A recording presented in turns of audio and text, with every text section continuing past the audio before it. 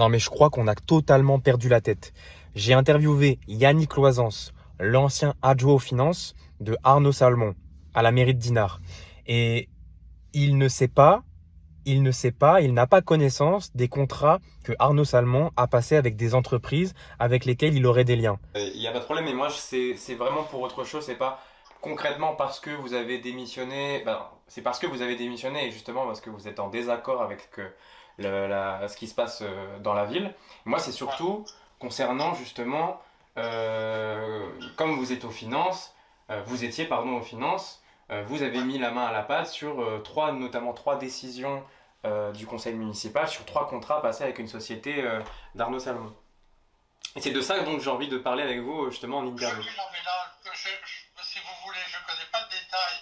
C'est une société, de ce que j'ai cru comprendre, dans laquelle il est associé. C'est une SCI, non? C'est ça? Une SCI et une SARL, oui.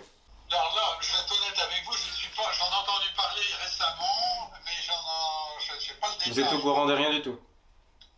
Là, sur ce projet, enfin sur cette situation, non, il faudrait qu'on consulte les décisions du maire qui sont données en fin des conseils municipaux pour voir ce qu'il a fait là. Les décisions du maire ont permis à l'entreprise VBS SARL de passer 3 contrats sur 2022 et 2023 avec la municipalité de Dinard pour des services liés à l'événementiel que la ville met en place. Jusque-là, vous allez me dire, ok, normal. Mais zoomons un petit peu plus sur l'entreprise VBS SARL.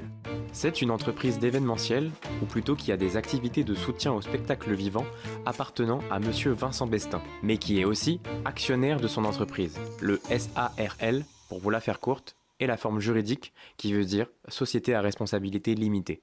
Donc là, si on comprend bien les choses, l'adjoint aux finances, qui est censé gérer les financements de la ville, l'argent public, n'est même pas au courant que le maire lui-même a signé des contrats avec des entreprises avec qui il aurait des liens et personne n'est au courant.